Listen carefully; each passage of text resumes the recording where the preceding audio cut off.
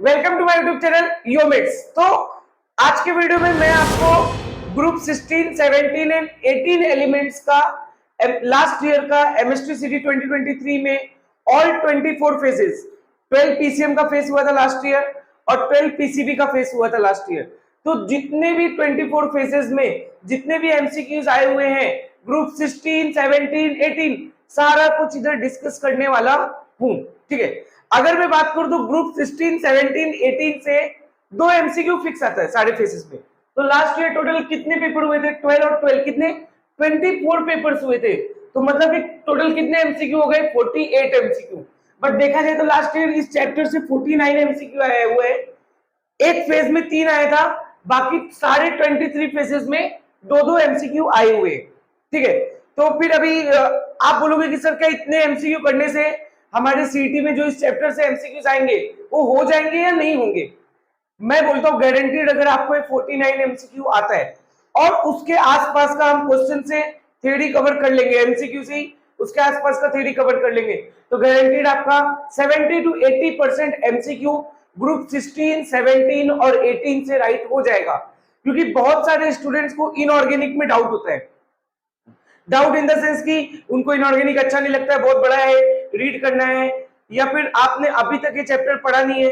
तो सबसे अच्छा तरीका है कि इसके जो लास्ट ईयर के क्वेश्चंस है आप उन्हीं को 3-4 बार रिवाइज कर लो। याद रखो, सीटी में चाहे केमिस्ट्री की बात करूं या फिजिक्स की बात करूं, 60 to 70% क्वेश्चन सेम और सिमिलर टाइप के आते हैं लास्ट ईयर के। तो 2024 में अगर आप 70% एमसीक्यू राइट करना चाहते हो तो आपको ये वीडियो पूरा देखना पड़ेगा। ठीक है, तो अब मैं बात करता हूं कि इसका जो पीडीएफ है, पीडीएफ विद आंसर आपको मिल जाएगा। आप जाके हमारे व्हाट्सएप लिंक पे और टेलीग्राम लिंक जो डिस्क्रिप्शन में हमने दिया है उस पे जाके इस चैनल को फॉलो कर लो, इसका पीडीएफ भी मिल जाएगा विद आंसर। ठीक है, इसके साथ ही हम केमिस्ट्री का आरंभ सीरीज चला रहे हैं। ठीक है, थोड़ा ध्यान से सुन लो, पहले इंट्रो। आरंभ सीरीज चला रहे, इसमें हमने ऑलरेडी जो फिजिकल के 6 चैप्टर्स है वो डाल चुके हैं। Solid state solution, chemical thermodynamic, electrochemistry, ionic equilibrium, chemical kinetics, ये सारे वीडियो आ चुके हैं। और इसके अलावा हम आगे ग्रुप 16, 17, 18 के बाद ट्रांजिशन, कोऑर्डिनेशन, कंपाउंड, ऐसा करके पूरा केमिस्ट्री डालने वाले लास्ट ईयर का एमएसटी सिटी का 2023 का सॉल्विंग का। तो मतलब अगर आपने योमिट्स की ये आरंभ सीरीज देख ली तो आपका गारंटीड केमिस्ट्री में 50 में से 35 तक एमसीक्यूज गारंटीड सेम और सिमिलर टाइप के होंगे, वो तो गारंटीड राइट हो जाएंगे। और अगर आपने आसपास का जो एमसीक्यू के साथ थ्योरी भी समझाए तो 45 प्लस भी आपके राइट हो सकते हैं। तो इसलिए अगर आप चैनल पे नए हो तो चैनल को सब्सक्राइब कर दो, बेल नोटिफिकेशन बटन दबा दो, जिससे आपको आगे आने वाली वीडियोस का अपडेट मिलता रहे। और इसके पहले चैप्टर्स भी अगर आपने नहीं देखे तो वो भी आप इसके बाद देख लो। ठीक है, साथ में वीडियो को लाइक भी कर दो और कमेंट भी कर दो अगर आपको वीडियो अच्छा लगा तो। ठीक है, मैं अपना इंट्रोडक्शन दे देता हूं। मेरा नाम योगेश कुमार है, मैं 4th ईयर एमबीबीएस स्टूडेंट हूं from government medical college Jalgaon. ठीक है, तो बेसिकली ये वीडियो बहुत बड़ा ना हो जाए इसलिए हम इसको पार्ट वाइज लाने वाले हैं। टोटल 4 पार्ट में ये वीडियो आएगा। आपको भी पता है लास्ट ईयर 12 पीसीएम के फेज हुए थे और 12 पीसीबी के फेज हुए थे। ठीक है, तो फर्स्ट पार्ट में हम 6 पीसीएम वाले क्वेश्चन, 6 पीसीएम के जो भी ग्रुप 16, 17, 18 के क्वेश्चन है वो देखेंगे, फिर लास्ट के 6 पीसीएम के देखेंगे, फिर थर्ड पार्ट में हम पीसीबी से जो पीसीबी सेक्शन में जो क्वेश्चन है 16, 17, 18 से वो देखेंगे, शुरू का 6, और फिर बाद के जो 6 हुए थे पेपर पीसीबी के उसका हम पार्ट 4 में देखेंगे, ग्रुप 16, 17 और 18 का एमसीक्यू। क्या आपको मेरी सारी बातें समझ में आ गई है? ठीक है, अब हम एक एक करके एक एक फेज से क्वेश्चन स्टार्ट करें। तो 9 में शिफ्ट 1 से पीसीएम स्टार्ट हुआ था, तो 9 में शिफ्ट 1 से लेके हम 11 में शिफ्ट 2 तक का क्वेश्चन इस पार्ट 1 में डिस्कस करने वाले हैं। ठीक है, तो 9 में शिफ्ट 1 के दोनों क्वेश्चंस मैंने लिखे हुए हैं यहाँ। बहुत ही इजी क्वेश्चन है। क्या पूछ रहा है? Identify the element having general electronic configuration NH2NP4 from following. अब आप बोलोगे सर इतना इजी क्वेश्चन पूछता है? बहुत इजी क्वेश्चन पूछता है सीटी में, टेक्स्ट बुक इतना रीड मत करो। ठीक है, तो मतलब ग्रुप 16, 17 और 18 है। मैं आपको बता देता हूँ इस टाइप का कोई भी क्वेश्चन गलत नहीं होना चाहिए। तो अपने को 3 ही ग्रुप पढ़ना है। तो ग्रुप 16 का जो आउटर मोस्ट इलेक्ट्रॉनिक कॉन्फ़िगरेशन होता है वो होता है NH2NP4। जो ग्रुप 17 का होता है उसका होता है NH2NP5, और जो ग्रुप 18 का होता है उसका आउटर मोस्ट इलेक्ट्रॉनिक कॉन्फ़िगरेशन होता है NH2NP6। समझा क्या आपको? ठीक है। और इसके एलिमेंट क्या होते हैं? तो ये इसके 5 एलिमेंट होते हैं, oxygen, sulphur, selenium, tellurium, polonium. कैसे याद करोगे? ओ सलमान सिल तेरी पॉकेट, ओ सलमान सिल तेरी पॉकेट। ठीक है, एकदम सिंपल है। उसके बाद 17 ग्रुप में 17 ग्रुप के एलिमेंट्स है, इसको कैसे याद करोगे? फिर कल बाहर आई आंटी, फिर कल बाहर आई आंटी, ऐसे याद रख सकते हो। फिर 18 ग्रुप के जो एलिमेंट्स है वो भी आप याद रख सकते हो।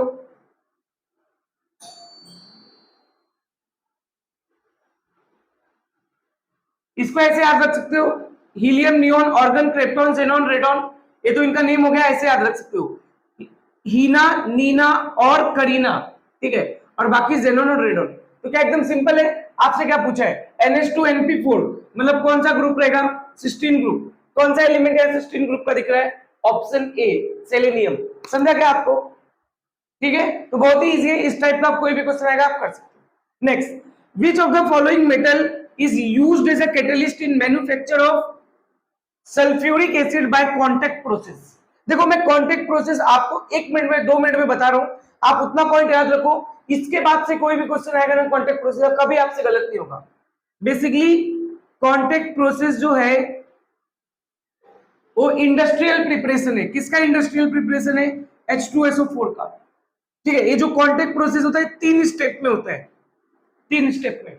इसमें क्या क्या याद रखना है? इसमें सिर्फ इसका सेकेंड स्टेप जो होता है वो मोस्ट इंपॉर्टेंट है, वही अपने को याद रखना है। ठीक है, कौन सा और यूज होता है? Iron pyrite. सबसे पहले याद रखो, ये एमसीक्यू आ चुका है आपके एग्जाम में कि कांटेक्ट प्रोसेस में कौन सा और यूज करते हैं, तो आयरन पायराइट्स। इसका सेकेंड स्टेप क्या होता है जो कि वो इंपॉर्टेंट है बहुत बहुत ज्यादा? SO2 गैस जब O2 गैस के साथ रिएक्ट करता है तो वो बनाता है SO3 गैस।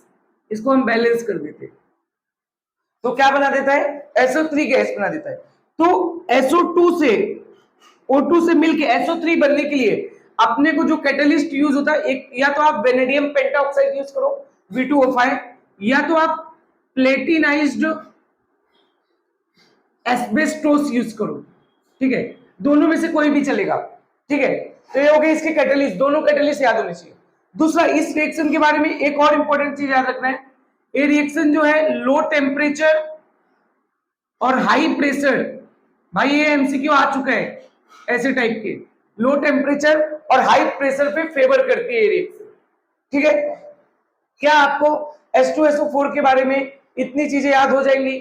और इस प्रोसेस से जो H2SO4 बनता है वो 96 से 98% प्योर फॉर्म में मिलता है। आपके सिटी में इसी टाइप का क्वेश्चन पूछता है। तो आपको यहाँ कैटलिस्ट पूछा है, क्या यहाँ V2O5 दिया है? नहीं। एक मेटल पूछा है, तो कौन सा ऑप्शन राइट होगा? ऑप्शन बी, क्योंकि देखो ना यहाँ प्लेटिनाइज एस्बेस्टोस मतलब कि प्लेटिनियम। बहुत ही सिंपल क्वेश्चन है। ठीक है, तो ये तो हो गया 9 में शिफ्ट 2। तो अब अगर मैं आपसे 9 में शिफ्ट 2 का फर्स्ट क्वेश्चन का बात करूं तो बहुत ही इजी क्वेश्चन है, ध्यान से देखो क्या पूछ रहा है। What is the number of electrons around sulphur in H2SO4 molecule? देखो इस क्वेश्चन में कुछ है ही नहीं, अगर आपने स्ट्रक्चर बना दिया तो आप आराम से बता सकते हो। ठीक है, तो देखो कभी भी स्ट्रक्चर आए तो कैसे अप्रोच करने का वो ध्यान से देखो, और ज्यादातर सारे स्ट्रक्चर में ऑक्सीजन और हाइड्रोजन ही होता है। ठीक है, तो बताओ पहले बताओ क्या सल्फर सबसे कम है तो उसको सेंट्रल एटम मान लो। ठीक है, अब बताओ कितने हाइड्रोजन है इसमें? 2। ऑक्सीजन कितने? 4। तो अगर 2 हाइड्रोजन है और 4 ऑक्सीजन है तो 2 ऑक्सीजन के साथ 2 हाइड्रोजन चला जाएगा, ये जो 2 हाइड्रोजन है वो 2 ऑक्सीजन के साथ चला जाएगा। और जब भी कभी ऑक्सीजन किसी के साथ होता है, जैसे यहाँ किसके साथ है? हाइड्रोजन के साथ है, तो एक बॉन्ड बनाता है OH OH। अब बताओ कितने ऑक्सीजन और बचे? 2 ऑक्सीजन बचे, बट अब तो वो अकेले बचे ना। तो जब भी ऑक्सीजन अकेले बॉन्ड बनाता है तो 2 बॉन्ड बनाता है, अकेले किसी के साथ बॉन्ड बनाता है। मुझे बताओ इधर टोटल कितने बॉन्ड हो गए? 6 बॉन्ड।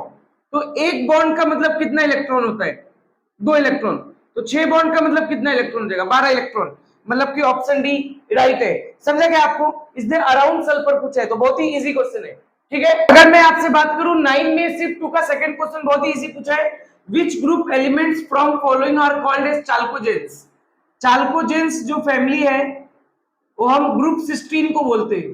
ग्रुप सिस्टीन जो है वो सलमान सिल तेरी पॉकेट, इसको हम लोग चाल्कोजेन फैमिली भी बोलते हैं। मेरे ख्याल से आपको एलिमेंट याद हो गया होगा, oxygen, sulphur, selenium, tellurium, polonium.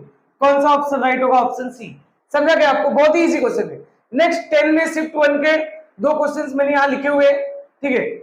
Identify strongest oxy acid of halogen from following. देखो बहुत इंपॉर्टेंट है, जो भी हेलोजेंस होते हैं, हेलोजेंस ध्यान से देखो, इससे रिलेटेड बहुत ही अलग अलग टाइप के एमसीक्यू आपके एग्जाम में आगे आए हुए हैं। अभी आप देखोगे भी रिपीटेड क्वेश्चन, प्लीज इसको एक बार ध्यान से समझ लो, ठीक है। इसके बाद मैं नहीं बता रहा, मान लीजिए कि हेलोजेंस में मैंने क्लोरीन ले लिया, तो क्लोरीन के टोटल 4 ऑक्सी एसिड्स होते हैं। Sir what is oxy acid? Oxy मतलब एसिडिक एसिड कंपाउंड जिसमें ऑक्सीजन प्रेजेंट हो। तो 4 होते, एक होता है HOCl, एक होता है HClO2, एक होता है HClO3 और एक होता है HClO4। समझा क्या? ये 4 ऑक्सी एसिड्स होते हैं।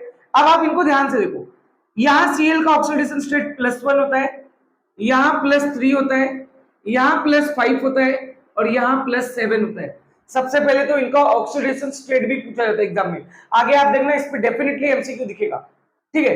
अच्छा सर अब इनका नाम कैसे बताएं, नाम वगैरह कैसे पता चलता है, इसके रिलेटेड जो जो क्वेश्चन आते हैं मैं सब आपको बताने वाला हूं। इनके नेमिंग भी पूछा जाता है आपको, ठीक है। कंपाउंड दे देगा, नेम पूछेगा। देखो इसका ऑक्सीडेशन +3, इसका +5, क्या इसका ऑक्सीडेशन इससे कम है? तो अगर कभी भी ऑक्सीडेशन स्टेट कम होता है तो जो नाम है उसके पीछे अस लगता है, ठीक है। तो इसके नाम में अस रहेगा। और अगर ऑक्सीडेशन स्टेट ज्यादा है तो नाम में क्या लगता है? इक लगता है। तो इसका नाम होता है क्लोरस एसिड, क्लोरस एसिड। इसका नाम क्या होगा? Chloric acid. समझा क्या? इसका ऑक्सीडेशन स्टेट इससे ज्यादा है ना, तो हायर ऑक्सीडेशन स्टेट तो इक, लोअर तो अस, क्लोरस क्लोरिक। अब मुझे बताओ, क्या इसका तो +3 होता है बट इसका तो +1 है ना, तो इसका क्या है? 3 से भी कम हो गया, और कम हो गया तो मतलब हाइपोक्लोरस एसिड। समझा क्या? मुझे बताओ, क्या ए +5 है और इसको क्लोरिक बोला, लेकिन क्या ये +7 है? हाँ क्लोरीन यहाँ प्लस में है, क्योंकि ऑक्सीजन क्लोरीन से ज्यादा नेगेटिव है, तो इसलिए नेगेटिव वैल्यू ऑक्सीजन की होगी, क्लोरीन की पॉजिटिव होगी। तो क्लोरीन यहाँ +7 में। मुझे बताओ क्या इससे भी ज्यादा हो गया? ज्यादा हो गया तो मतलब हाइपर होना चाहिए, बट केमिस्ट्री में उसको पर लिखते, पर क्लोरिक एसिड। बोलो इतना समझा क्या? ठीक है। बट आपको क्या पूछा इधर इस क्वेश्चन में कि सबसे स्ट्रॉन्गेस्ट ऑक्सी एसिड कौन है? स्ट्रॉन्गेस्ट मतलब acidic strength.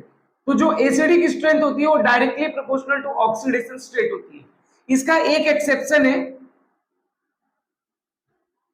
Oxy acid of phosphorus, सिर्फ वही इसका एक्सेप्शन है, बाकी सारे इसकी कोई भी एक्सेप्शन नहीं है।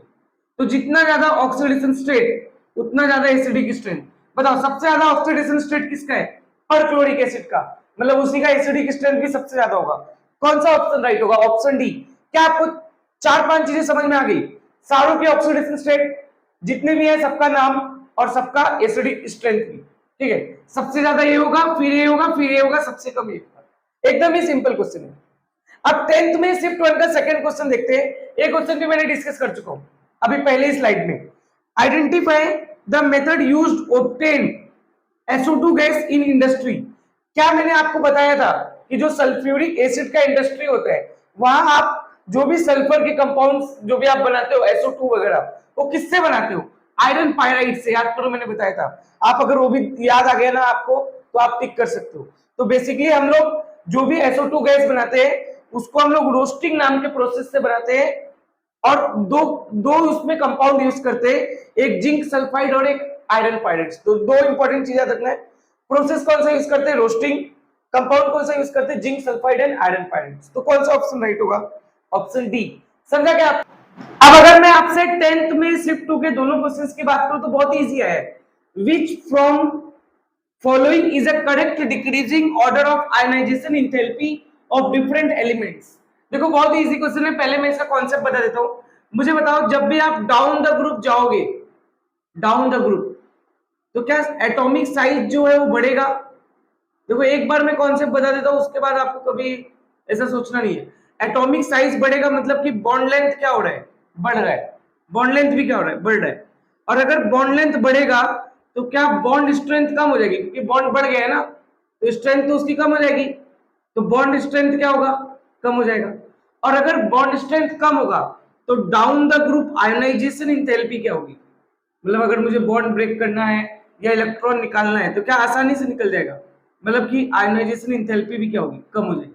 आप ध्यान से देखो, इसमें जो भी ऑप्शंस दिए हुए हैं वो सिस्टीन ग्रुप के एलिमेंट्स है, तो ऑक्सीजन नहीं दिया हुआ है, तो क्या सिस्टीन ग्रुप में आपको मैंने शॉर्टकट भी बताया, ओ सलमान सिल तेरी पॉकेट, सलमान सिल तेरी पॉकेट।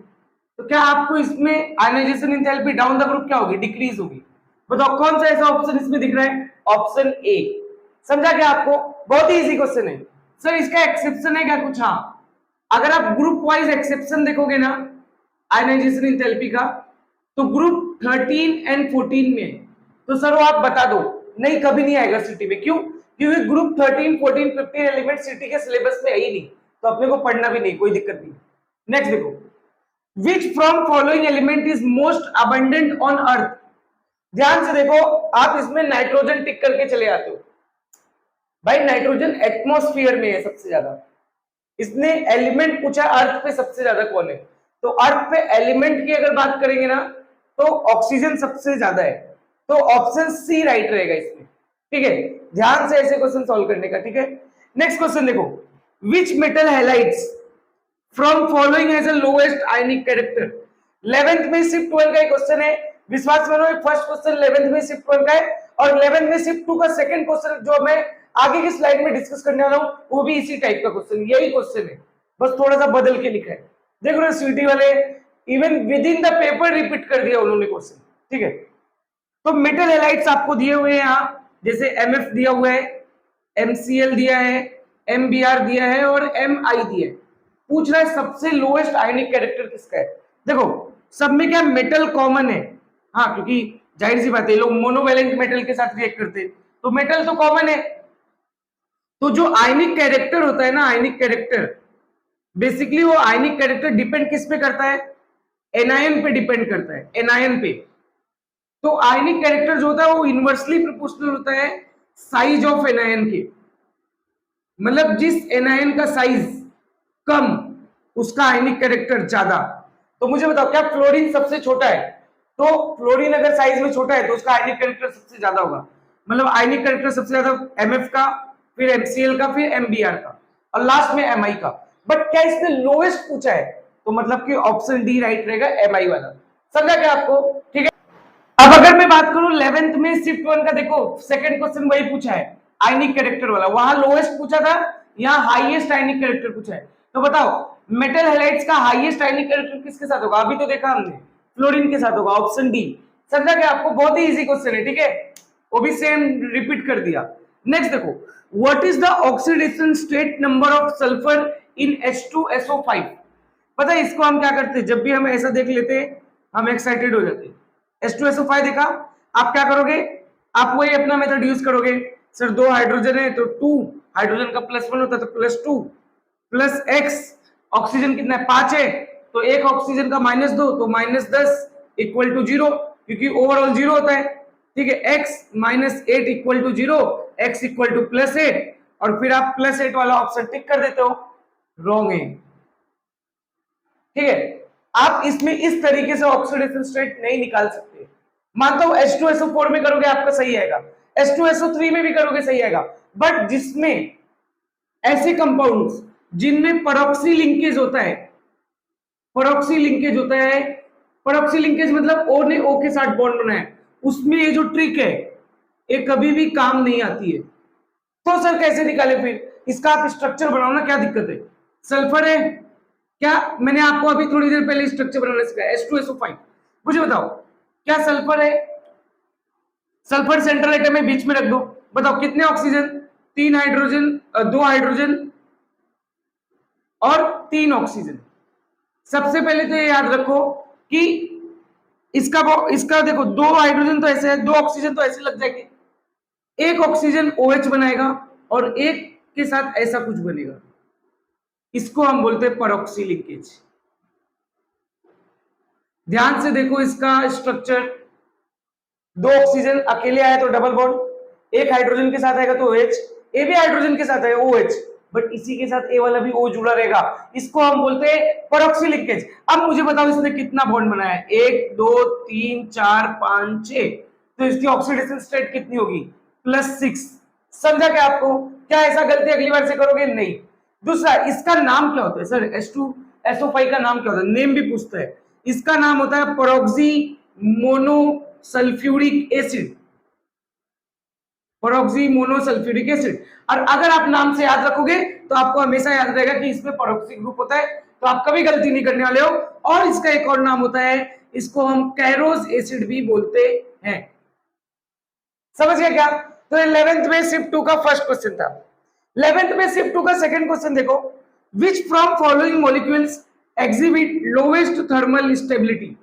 देखो मैंने आपको बताया था कि जैसे जैसे आप डाउन द ग्रुप जाओगे तो साइज क्या होता है? बढ़ता है। अगर साइज बढ़ेगा तो मुझे बताओ बॉन्ड लेंथ क्या होगा? वो भी बढ़ेगा। बॉन्ड स्ट्रेंथ क्या होगा? वो तो कम हो जाएगा ना, क्योंकि बॉन्ड लेंथ बढ़ गया है। तो क्या बॉन्ड को तोड़ना बहुत ही इजी है? और अगर बॉन्ड को तोड़ना बहुत ही इजी हो जाएगा, मतलब कि टेम्परेचर में उसकी स्टेबिलिटी है ही नहीं, मतलब कि थर्मल स्टेबिलिटी भी क्या हो जाएगी? कम हो जाएगी। तो आप डायरेक्ट याद रखो, डाउन द ग्रुप क्या होता है? थर्मल स्टेबिलिटी डिक्रीज होता है। तो बताओ यहाँ क्या क्या लिखा हुआ है? H2O लिखा हुआ है, H2S लिखा हुआ है, H2SE लिखा हुआ है और H2TE लिखा हुआ है। क्या आप देख रहे हो? ऑक्सीजन, सल्फर, सेलेनियम, टेलुरियम, ओ सलमान, सिल, तेरी, मतलब क्या डाउन द ग्रुप तेरी आता है, मतलब कि टेलुरियम आता है। तो सबसे कम थर्मल स्टेबिलिटी टेलुरियम वाले का होगा, H2TE का होगा, मतलब कि ऑप्शन बी क्या है? राइट है। समझा क्या आपको?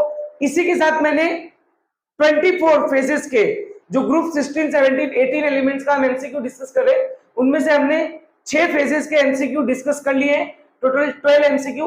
अब हम पार्ट 2 में बाकी के जो पीसीएम के 6 हैं वो लेके आएंगे, पार्ट 3 में पीसीबी का फर्स्ट 6 और पार्ट 4 में पीसीबी का लास्ट का 6। तो इसी के साथ अपना 24 फेजेस का जो एमसीक्यू अपना आने वाला है वो 4 पार्ट में आने वाला है।